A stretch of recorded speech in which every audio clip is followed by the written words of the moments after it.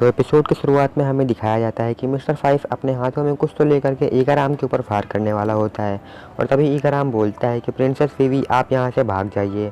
इसके बाद वो उसके ऊपर फायर कर देता है और वहाँ पे बहुत ही बड़ा धमाका होता है और उस धमाके की वजह से ईगाराम ज़मीन में गिर जाता है और वीवी उससे पूछती है कि क्या तुम ठीक हो, लेकिन वो उसको भागने के लिए बोलता है। और तभी मिस वैलेंटाइन वीवी के ऊपर अटैक करने वाली होती है और वो वीवी के ऊपर अटैक करती है, लेकिन वीवी उसको डॉज कर लेती है।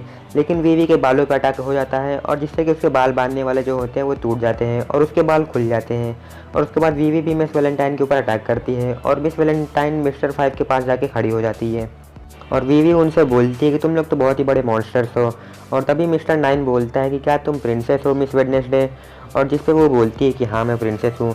और वो ईगाराम से बोलती है क्या तुम ठीक हो, और ईगाराम बोलता है कि तुमको यहाँ से भागना होगा, आपके बिना हमारा किंगडम अलाबास्ता बर्बाद हो जाएगा।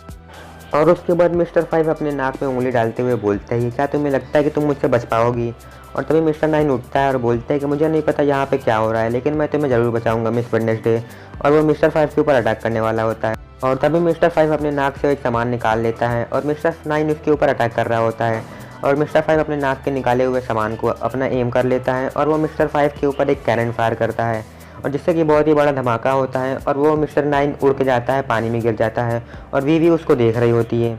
और जिसके बाद वीवी अपने बतख के ऊपर बैठ जाती है और वो अपने बतख से बोलती है कि तुम चलो यहाँ से भागो। और वो बतख वहाँ से भागने लगता है, लेकिन मिस्टर फाइव और मिस वैलेंटाइन उसके पीछा करने लगते हैं। और तभी ईगाराम जोरो को ढूंढ लेता है और वो जोरो से रिक्वेस्ट करता है कि वो वीवी को बचा ले। और वो बताता है कि मैंने उस तुम्हारी पावर पहले देखी थी, तुमने हम सभी को हरा दिया था और मुझे यकीन है कि तुम उन लोगों को हरा दोगे क्योंकि उनके पास डबल फ्रूट है। और वो बताता है कि वीवी एक अलाबास्टा किंगडम की राजकुमारी है जो कि यहाँ से ईस्ट के डायरेक्शन में है। और जोरो बोलता है कि तुम लोग मुझे अभी थोड़ी देर पहले मारने की कोशिश कर रहे थे और अब तुम मुझसे रिक्वेस्ट कर रहे हो। और ईगाराम जोरो से बोलता है कि प्लीज़ मैं तुमसे रिक्वेस्ट करता हूँ, अगर तुम ऐसा करोगे तो हम तुमको रिवॉर्ड भी देंगे। और तभी वहाँ पे नामी आती है और वो बोलती है कि अगर रिवॉर्ड की बात चली रही है तो क्यों ना मुझे 1 बिलियन बैरीज दिया जाए। और वो बोलती है कि मैं 1 बिलियन बैरीज से तुम्हारी बीवी की मदद करूँगी। और ईगाराम बोलता है कि मैं तो एक नॉर्मल सा सोल्जर हूँ और मैं इतने पैसों की बात कैसे कर सकता हूँ। और वो बोलता है कि क्यों ना तुम बीवी को बचाओ और उससे खुद ही मांग लो पैसे। और उसके बाद नामी मान जाती है और वो बोलती है कि ठीक है, अभी के लिए हम उससे बचा लेंगे। और नामी जोरो को बोलती है कि जाओ उसकी मदद करो। और जोरो मना कर देता है, लेकिन नामी बोलती है कि देखो मेरे पैसे तो मेरे हैं, लेकिन जो भी एग्रीमेंट मैं कर रही हूँ उसके लिए तुम भी जिम्मेदार हो। और तभी लूफी उठता है और वो बोलता है कि मुझे टॉयलेट जाना है। और नामी और जोरो लड़ रहे होते हैं और लूफी चला जाता है टॉयलेट करने के लिए। और उसके बाद नामी जोरो से बोलती है कि क्या तुम भूल गए कि तुमने मुझसे पैसे लिए थे और अभी तक तुमने वो वापस नहीं किए हैं। और जिस पे ना जोरो बताता है कि मैंने तुमसे 1 लाख बैरिस लिए थे और वो मैंने तुमको उसी दिन वापस कर दिए थे क्योंकि मैंने उससे कोई भी स्वॉर्ड नहीं खरीदा था। और जिससे नामी बताती है कि तुमने मुझसे 300% रेट ऑफ इंटरेस्ट लिया था, जिसका मतलब होता है कि तुमने मुझे 3 लाख बैरिस देने थे, जिसमें से तुमने 1 लाख बैरिस दे दिए हैं और 2 लाख बैरिस अभी भी बाकी है। उसके बाद जोरो भाग जाता है बचाने के लिए वीवी को और वो नामी से बोलता है कि तुम पक्का नरक में जाओगी। और तभी हमें वीवी दिखाई जाती है जो कि लूफी के बोट की तरफ जा रही होती है और वो बोल रही होती है कि अगर हम लोग उसका यूज़ करें तो हम लोग इससे बच सकते हैं। और वहीं पे लूफी हल्का हो चुका होता है और वो वापस से सोने जा रहा होता है और तभी वो देखता है कि विलेज के सभी लोग घायल पड़े हुए हैं और वो बहुत ही हैरान होता है। और वहीं पे वीवी भाग रही होती है और उसके पीछे एक धमाका होता है और हमें दिखाया जाता है कि मिस वैलेंटाइन और मिस्टर फाइव वहाँ पे होते हैं और वो बोलते हैं कि तुम हमसे नहीं बच पाओगे। और तभी वहाँ पे मिस मंडे आती है और वो वीवी से बोलती है कि तुम आगे जाओ, मैं इन लोगों को रोक के रखती हूँ। और मिस्टर फाइव बोलता है कि पहले मिस्टर नाइन और अब तुम भी। और वो बोलता है कि तुम लोगों को होकर गया है और वो मिस वनडे के ऊपर अटैक कर देता है, जिससे कि वहाँ पे बहुत ही बड़ा धमाका होता है और वहाँ पे आग लग जाती है और वीवी उसको देख रही होती है। और मिस्टर फाइव बताता है कि मैंने बॉम्ब फ्रूट खाया है जिसकी मदद से मैं अपनी बॉडी के किसी भी हिस्से को ब्लास्ट करवा सकता हूँ। और तभी मिस वैलेंटाइन हवा में होती है और वो बोलती है कि मैंने किलो फ्रूट खाया है और मैं अपनी मर्जी से अपना वेट कम या फिर ज़्यादा कर सकती हूँ। और वो अभी इतनी हल्की है कि वो हवा में उड़ रही है। और उसके बाद वो अपने वजन को 1000 किलो कर लेती है, जिससे कि वो मिस मंडे के ऊपर बहुत ही तेज़ी से कूदती है, जिससे कि मिस मंडे के ऊपर बहुत ही बड़ा ब्लास्ट हो जाता है। और वीवी उन लोगों से बोलती है कि तुम लोग चाहे जो कर लो, लेकिन मैं यहाँ पर जिंदा बचूंगी और वापस से अलाबास्टा जाऊँगी। और तभी मिस्टर फाइव अपने नाक से अटैक कर देता है वीवी के ऊपर और तभी वहाँ पर जोरो आ जाता है और वो उसके नाक के जो भी हिस्सा है उसको काट देता है। और उसके बाद वो बोलते हैं कि मैंने अपनी स्वॉर्ड से उसके नाक का एक सामान काट दिया। और तभी वीवी जोरो के ऊपर गुस्सा करती है और वो बोलती है कि तुम कभी हार क्यों नहीं मानते हो। और वो जोरो के ऊपर एक अटैक करने वाली होती है, लेकिन तभी जोरो अपनी तलवार को वीवी के गले में रख देता है और वो उससे बोलता है कि देखो मैं यहाँ पे तुम्हारी मदद करने के लिए आया हूँ, तो तुम थोड़ा शांत रहो। और तभी मिस्टर फाइव ज़ोरो से बोलता है कि तुम चाहे जो भी हो हमारे रास्ते से हट जाओ वरना हम तुमको ख़त्म कर देंगे।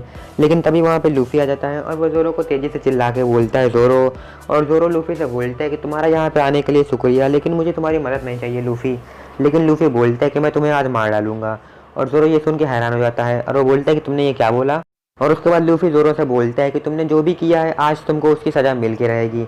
और तभी हमें दिखाया जाता है कि लूफ़ी उन लोगों से पूछा और उनमें से एक ने बताया कि तुम्हारे टीम में जो हरे बाल वाला था उसने हमारी ये हालत की है।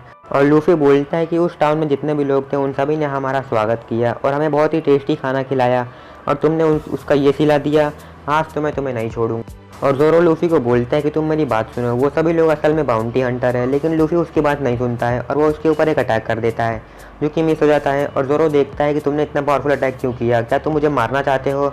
और लूफ़ी ज़ोरो के ऊपर और अटैक करने लगता है और ज़ोरो लूफ़ी को रोक रहा होता है। और लूफ़ी बोलता है कि मैं तुमको मारने के लिए ही आया हूँ। और जिसको सुन के ज़ोरो का रिएक्शन कुछ अजीब सा होता है। मिस्टर फाइव और मिस वैलेंटाइन उनको लड़ते हुए देख रहे होते हैं और वो बोलते हैं कि लगता नहीं है कि ये हमें यहाँ पे रोकने आए हैं। और वो बोलते हैं कि हमें अपना काम कंप्लीट करना चाहिए। और वो लोग वीवी के ऊपर अटैक करने वाले होते हैं, लेकिन तभी ज़ोरो लूफ़ी के ऊपर किक कर देता है। और लूफ़ी मोटा होता है और गोल भी होता है, जिससे कि वो ढुनकते हुए मिस्टर फाइव और मिस वैलेंटाइन को भी लेके जाता है और वो एक दीवार से लड़ जाते हैं जो कि टूट जाती है।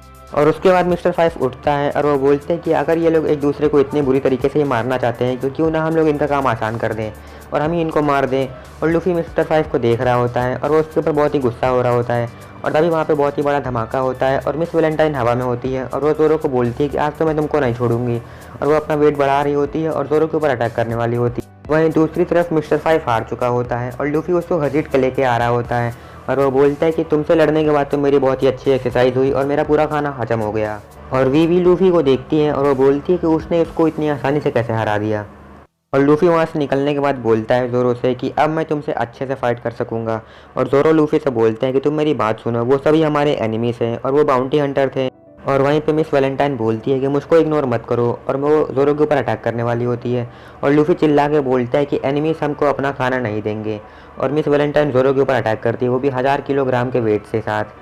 लेकिन ज़ोरो उसको बहुत ही आसानी से डॉज कर लेता है और मिस वैलेंटाइन ज़मीन में गिर जाती है। और उसके बाद ज़ोरो लूफ़ी से बोलता है कि लगता है तुमसे बात करने का कोई फ़ायदा नहीं है और अब मुझे तुमसे लड़ना ही पड़ेगा। और ज़ोरो उससे लड़ने के लिए रेडी हो जाता है और अपनी तलवार वगैरह निकालने लगता है। और लूफ़ी भी ज़ोरो से लड़ने के लिए रेडी हो जाता है और वो अपने दोनों हाथों को पीछे करता है ताकि वो अपना गंगम बंदूका कर सके। और ज़ोरो भी अपना अटैक करता है ओनीगिरी और वो दोनों लोग एक दूसरे से लड़ते हैं जिससे कि ज़मीन भी चिटक जाती है। और वहीं पे वो दोनों लोग एक दूसरे को टक्कर दे रहे होते हैं और तभी ज़ोरो अपना अटैक करता है जिससे कि लूफ़ी हवा में उड़ जाता है। और तभी लूफ़ी हवा में होता है और वो ज़ोरो के ऊपर अपना हाथ से अटैक करता है जिससे कि ज़ोरो को पेट में लग जाती है। और उसके बाद लूफ़ी ज़ोरो के ऊपर अटैक करने के लिए रेडी हो जाता है और ज़ोरो भी रेडी हो जाता है और वो लूफ़ी के ऊपर आगे बढ़ रहा होता है अटैक करने के लिए। और वो एक दूसरे को पंच मारते हैं जो कि उनको लग जाती है। और उसके बाद ज़ोरो लूफ़ी के ऊपर अटैक करता है जिससे कि लूफ़ी के गाल में स्लैश हो जाता है और लूफ़ी भी ज़ोरो के पेट के ऊपर मार देता है।